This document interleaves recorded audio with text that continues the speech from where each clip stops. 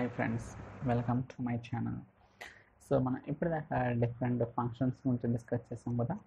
So ఈరోజు ఏంటంటే stored procedure activity అనేది సో ఎలా క్రియేట్ చేయాలి ఏంటి అనేది కూడా will try to understand. Okay, ఇది చాలా ఇంపార్టెంట్ అనమాట మనకి రియల్ టైంలో. సో దాని గురించి will try to see that. So first ఒక పైప్ లైన్ క్రియేట్ చేద్దాం, న్యూ పైప్ లైన్. సో పేరు ఏదో తెద్దాం, for example so stored procedure activity. Okay, activity, that's it. Okay, ఇలా ఒక నేమ్ అనేది డిఫైన్ చేసిన. ఇప్పుడు మనకి మీరు సెర్చ్ చేసుకోవచ్చు, స్టోర్డ్ అని కొట్టడంలోనే మనకి స్టోర్డ్ ప్రొసీజర్ యాక్టివిటీ వస్తుంది అనమాట. ఓకే, చూడండి స్టోర్డ్ ప్రొసీజర్. ఓకే, సో మనకి ఇక్కడ జనరల్ సెట్టింగ్స్, యూజర్ ప్రాపర్టీస్ అని ఒక 3 సెక్షన్స్ ఉంటాయి. సో సెట్టింగ్స్లో మనకి so first linked service. Okay, so ఇక్కడ మనం డేటా సెట్ ఎక్కడ కూడా స్పెసిఫిక్గా డేటా సెట్ క్రియేట్ చేయము, ఓన్లీ లింక్డ్ సర్వీస్ మాత్రమే ఉంటుంది. అయితే మనం ఆల్రెడీ క్రియేట్ చేసాం కాబట్టి దాన్ని సెలెక్ట్ చేసుకుంటాం. దాని తర్వాత కావాలనుకుంటే సో టెస్ట్ కనెక్షన్, ఓకే, అది సక్సెస్ అలా చెక్ చేసుకోవచ్చు. సో దాని తర్వాత మీరు ఇక్కడ సో ప్రొసీజర్ అనేది క్రియేట్ చేసుకోవచ్చు. అంటే ఆల్రెడీ సో మీరు డేటాబేస్లో ఏదైతే ప్రొసీజర్ క్రియేట్ చేస్తారో దాన్ని ఇక్కడ కాల్ చేసుకోవచ్చు అనమాట. సో ఇప్పుడు మనం ఒక టేబుల్ క్రియేట్ చేసి దాని మీద ఒక ప్రొసీజర్ క్రియేట్ చేద్దాం. ఓకే, చిన్న table, create table. So demo learning. So ఇక్కడ ఒక 3 కాలమ్స్ తీసుకుంటాను. ఐడి ఇంట్, సో ఐడి ఇంట్, sorry, name varchar 100 and salary int, that's it. Okay, ఇలా ఒక 3 కాలమ్స్ తీసుకొని ఒక టేబుల్ క్రియేట్ చేద్దాం.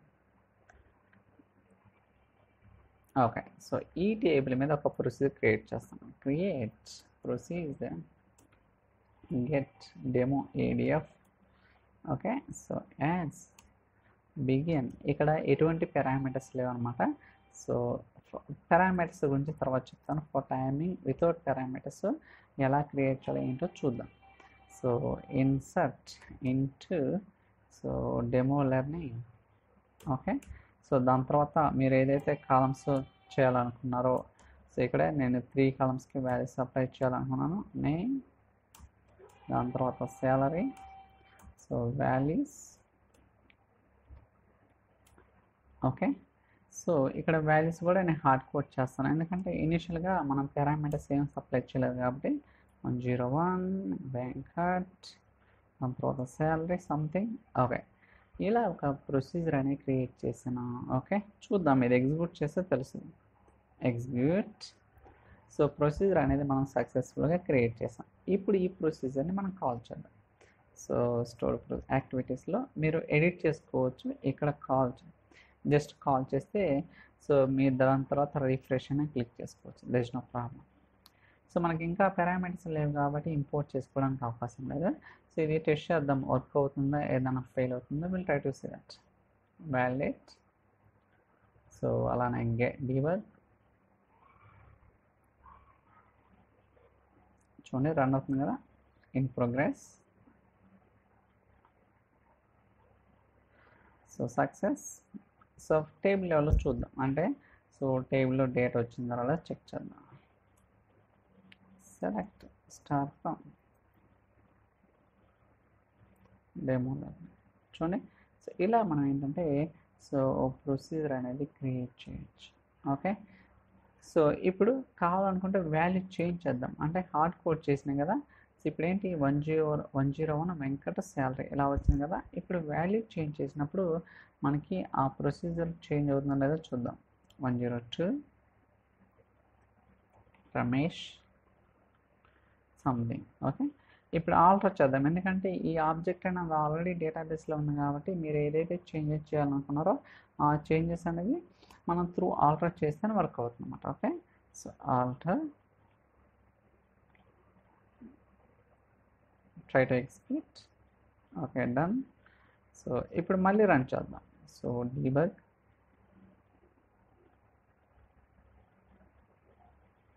చూడండి సక్సెస్ అయింది కదా. సో ఓకే, ఇప్పుడు మళ్ళీ ఇది ఎగ్జిక్యూట్ చేద్దాం. చూడండి, అంటే ప్రొసీజర్ అనేది సక్సెస్ఫుల్గా వర్క్ అవుతుంది. ఓకే, సో ఇప్పుడు మళ్ళీ పారామీటర్స్ కూడా క్రియేట్ చేసుకోవచ్చు అన్నమాట. అంటే మీరు ఏదైనా పారామీటర్స్ క్రియేట్ చేసి ఆ పారామీటర్స్ని త్రూ ప్రొసీజర్ ద్వారా కూడా మనం సప్లై చేయొచ్చు. ఓకే, అదేంటనేది కూడా try to see that. So first ఇక్కడ పారామీటర్స్ క్రియేట్ చేద్దాం. ఒక 3 parameters ID int, so name, varchar, అలానే salary int. ఓకే, ఏదైతే పారామీటర్స్ క్రియేట్ చేసినా ఆ పారామీటర్స్ని ఇక్కడ పాస్ చేస్తాం. ఇక్కడ డైరెక్ట్గా హార్డ్ కోడ్ వేయకుండా మనం పారామీటర్స్ ద్వారా వాల్యూ అనేది రీడ్ చేద్దాం. ఐడి ఒకటి, సో నేమ్ కూడా తీసుకున్నాం, నేమ్, దాని తర్వాత I think salary, that's it. Okay, so ఇప్పుడు ఆల్టర్ చేద్దాం మళ్ళీ, ఎందుకంటే మనం చేంజెస్ చేసాం కదా. Execute, that's it. ఇప్పుడు మనం ఈ ప్రొసీజర్లో పారామీటర్స్ ఉన్నాయి కాబట్టి ఆ పారామీటర్స్ని ఇంపోర్ట్ చేసుకోవాలన్నమాట. లేకపోతే కొత్తగా క్రియేట్ చేయాలనుకుంటే ఇక్కడ న్యూ అంటే ఆటోమేటిక్గా క్రియేట్ చేసుకోవచ్చు, లేకపోతే ఇంపోర్ట్ అంటే ఆటోమేటిక్గా మనకు వచ్చేస్తాయి. సో మనకి ఎన్ని పారామీటర్స్ ఉన్నాయి? 3 పారామీటర్స్ ఉన్నాయి, ఐడి, నేమ్, సాలరీ. ఓకే, అలానే ఇక్కడ డేటా టైపు, అలానే ఇక్కడ వాల్యూస్ ఉన్నాయి. సో మీరు కావాలనుకుంటే నల్ వాల్యూస్ కూడా సప్లై చేసుకోవచ్చు. ఓకే, చూడండి ఇప్పుడు ఎగ్జిక్యూట్ చేస్తాను ఇది. So debug,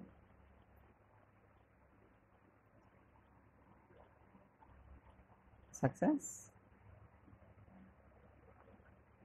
ఏమొచ్చినాయి? నల్ వాల్యూస్ వచ్చినాయి. ఎందుకంటే మన స్టోర్డ్ ప్రొసీజర్ యాక్టివిటీస్లో ఏం సప్లై చేసినాం? ట్రీట్ యాజ్ ఎ నల్, అంటే వాల్యూని నల్ కింద ట్రీట్ చేసాం కాబట్టి సో మనకు వాల్యూ బదులు నల్ వాల్యూ వస్తుంది. అలా కాకుండా మీరు వాల్యూస్ ఇవ్వాలనుకోండి జస్ట్ ఇక్కడ ఇవ్వచ్చు అనమాట. ఓకే, సో ఏంటి, జస్ట్ ఐడి వాల్యూ సంథింగ్, అలానే సో వెంకటేశ్వర్లు, అలానే ఇక్కడ ఏదో ఒకటి సంథింగ్. ఓకే, చూడండి ఐడి, నేమ్, సాలరీ, ఈ మూడింటికి కూడా వాల్యూస్ అనేది హార్డ్ కోడ్ చేసాను అనమాట. ఇప్పుడు ఈ ప్రొసీజర్ మళ్ళీ ఎగ్జిక్యూట్ చేస్తే ఏదైతే వాల్యూస్ సప్లై చేసామో ఆ వాల్యూస్ అనేది టేబుల్లోకి ఇన్సర్ట్ అవుతాయి. Let's click on debug. So load అవుతుంది, లెట్స్ వెయిట్.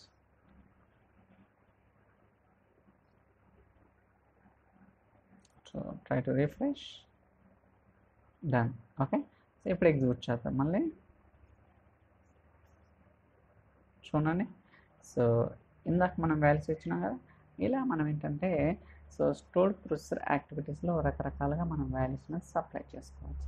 ఓకే, సో మీకు కావాలనుకుంటే సో పారామీటర్స్ అంటే ఇలా హార్డ్ కోడ్ చేయకుండా సో త్రూ పారామీటర్స్ ద్వారా కూడా మనం ఇవ్వచ్చు అనమాట. ఓకే, అంటే మీనింగ్ ఏంటంటే ఇక్కడ మనకి పారామీటర్స్ ఉన్నాయి కదా, ఒక 3 పారామీటర్స్ క్రియేట్ చేస్తాను. సో ఐడి, అలానే డేటా టైప్ కూడా ప్రాపర్గా ఉండాలి. సో నేము, స్ట్రింగ్, దాని తర్వాత సాలరీ. సో ఇక్కడ వచ్చేసరికి ఇంట్, ఇక్కడే నేను వాల్యూస్ ఇస్తాను 222, అండ్ ఇక్కడ మహేష్, ఎస్, ఇక్కడ సాలరీ సంథింగ్. ఇలా ఒక 3 పారామీటర్స్ క్రియేట్ చేసి వాటికి డిఫాల్ట్ వాల్యూస్ అని సప్లై చేసాం కదా. ఇప్పుడు ఏదైతే పారామీటర్స్ క్రియేట్ చేసినా ఈ పారామీటర్స్ని ఇక్కడ రిఫర్ చేస్తాం. ఇక్కడ డైనమిక్గా మనం కాల్ చేసుకోవచ్చు అండి, add dynamic content, add dynamic content. Okay, so add dynamic content మీద ఇక్కడ ఐడి. ఓకే, సో దాని తర్వాత సో నేమ్కి మళ్ళీ ప్రాపర్గా ఇద్దాం నేమ్. సో దాని తర్వాత so add dynamic content, salary, that's it. Okay, ఇలా మనం ఏంటంటే సో నల్ వాల్యూస్ ఇవ్వచ్చు, లేదా హార్డ్ కోడ్ చేయొచ్చు, లేకపోతే త్రూ పారామీటర్స్ ద్వారా కూడా వాల్యూస్ అనేది సప్లై చేయొచ్చు. ఓకే, ఇప్పుడు ఎగ్జిక్యూట్ చేద్దాం. Validate, everything looks good. So debug. Okay, మీరు వాల్యూ చేంజ్ చేసుకోవచ్చు కావాలనుకుంటే, లేకపోతే సేమ్ వాల్యూస్ అని పాస్ చేసుకోవచ్చు. Click on okay.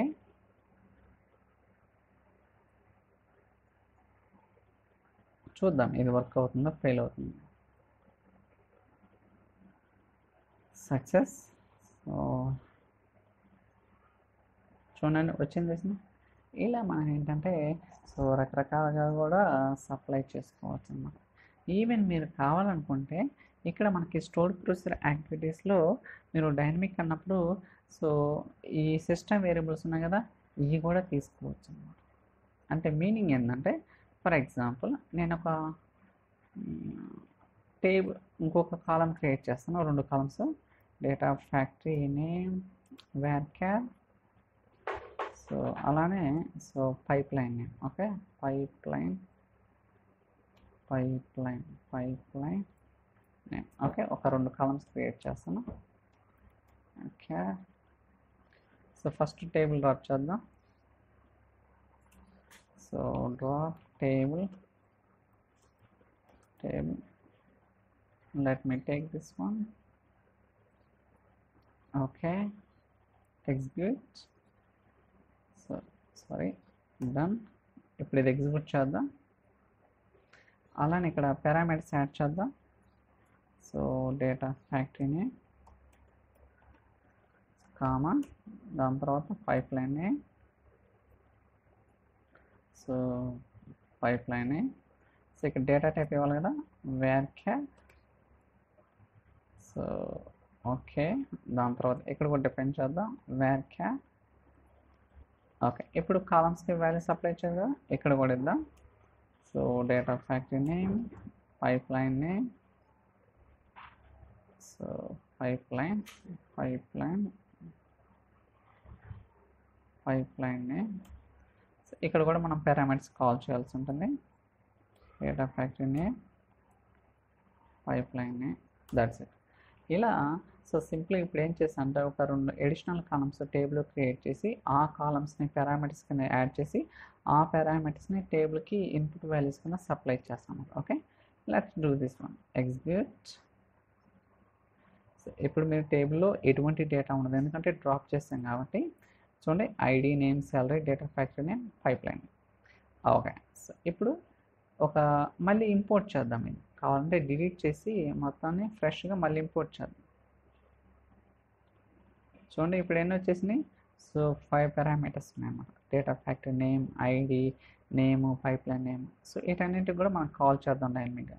So data factory name వచ్చేసరికి సిస్టమ్ వేరియబుల్స్లో డేటా ఫ్యాక్టరీ నేమ్, ఓకే దాని తర్వాత ఐడి వాల్యూస్ వచ్చేసరికి మనకి పారామీటర్స్ ఉన్నాయి కదా అది, ఓకే సో దాని తర్వాత నేమ్ వచ్చేసరికి పారామీటర్ ప్రాపర్గా ఇవ్వాలి, ఓకే ఇక్కడ పైప్లైన్.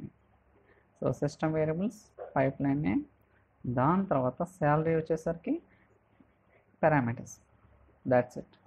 ఓకే ఇలా మనం అన్నీ కూడా ప్రాపర్గా కాన్ఫిగర్ చేస్తాం. ఇప్పుడు రన్ చేస్తే మనకి డేటా ప్రాపర్గా వస్తుందో లేదో చెక్ చేద్దాం. So debug, okay let's see that. So queued స్టేటస్లోకి వెళ్ళింది. ఇప్పుడు ఇన్ ప్రోగ్రెస్ అవ్వాలా, దాని తర్వాత సక్సెస్ అవ్వాలా, లేకపోతే fail, what ever it is.